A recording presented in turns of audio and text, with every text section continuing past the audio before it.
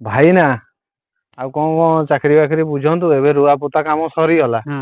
ଆଉ କଣ ବାହାରକୁ ଯିବା କାମ ଫାମ ମୁଁ ଦେଖିବା। ବା ତୁମକୁ ବହୁତ ଦିନ ହେଲା ଖୋଜୁଥିଲି 4ଟା ଚାକିରି ରଖିଛି ଏକାଥରେ ମୋ ପାଇଁ। 4ଟା ଚାକିରି ଦେଖନ୍ତୁ ଆପଣଙ୍କୁ ତ ଗୋଟେ ଚାକିରି କହିଥିଲି ଆଉ। ଅଛି ନନ୍ଦନକାନନ, ସେ ବଡ ଅଫିସର ଫୋନ କରିଥିଲେ, ଗୋଟେ ଗଣ୍ଡା ମରିଯାଇଛି।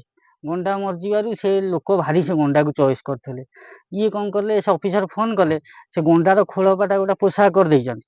ତୁମେ ପିନ୍ଧିବ, ଏଇକା ଖରା ଦିନ ଅଛି, ତା ଖରା ଭିତରେ ଦିନ ତ ସକାଳୁ 8ଟାରୁ 5ଟା ଯାଏ ପାଣି ଭିତରେ ପଶିକି ରହିଲ। ସେ କଦଳୀ ଫଦଳୀ ଖାଇବାକୁ ଦେବେ, ଖାଇବ ରହିବ।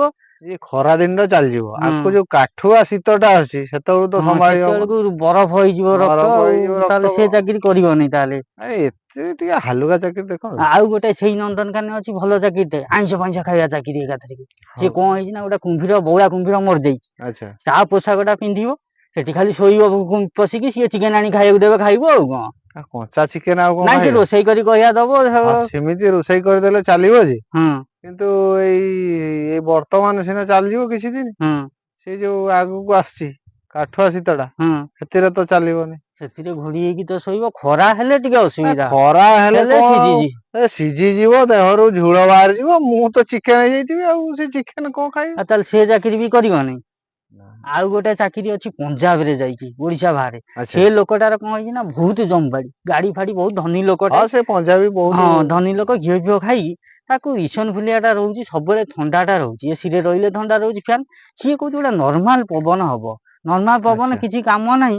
ଖାଲି ତୁମେ ହଲେଇଦବ ଗୋଟେ ଇଏ ଧରିକି, କଣ ସେ କହିଲ, ହଲେଇବି ସେଇ ଯୋଉ ସପ ଗୋଟେ ସେ ବାନ୍ଧିଦେବେ, ଇଂରେଜ ଅମଳରେ ଦେଖିଥବ, ଦଉଡିଟା ଧରିକି ସବୁବେଳେ ଏମିତି 24 ଘଣ୍ଟା ହଲଉଥିବ ସେ ବୁଢା ପାଖରେ ବସିକି। 24 ଘଣ୍ଟା କଣ ଆଉ ହଲେଇ ହବ?